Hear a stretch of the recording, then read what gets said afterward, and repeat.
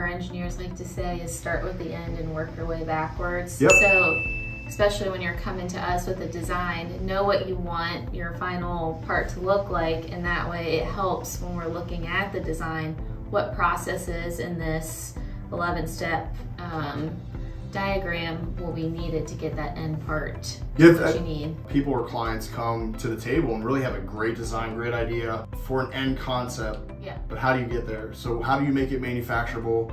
I think a lot of times they're looking for guidance from their supplier. A lot of times they have an idea of what they want, but not really how to move forward with it.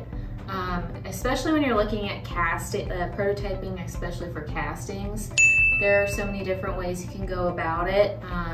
One really great way is to just mill it from machine billet, or you can do 3D printing, which is a great way to start, but also understanding how you want it to be manufactured at the end. So when you are prototyping it, what kind of, for example, in permanent mold, you have to have draft on the part versus if you were to machine it, you don't need draft. So when you're developing those prototypes, I think a lot of those designers are looking for guidance on where they need to add draft, so when they are creating that prototype, they're creating it as close to the manufacturing part as possible. If you want to prototype in a casting process, there's casting processes that allow you to do that. There's some that don't. Is your prototyping, is your end goal for prototyping needing a form, fit, and function part? Do you need it in the exact metal or whatever process you're doing? Is it a plastic, whatever it is?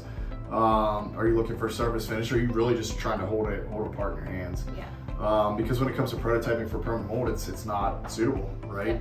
Yeah. Same with die casting. It's really challenging to create steel molds to create a one-off part, and then you decide, hey, we either do or don't like what we have here, and then from that perspective, it is set in stone as it asks here, but really the overall design process, I think, as you're prototyping isn't set in stone, and that's really the point of the prototyping and really designing it out. Yep.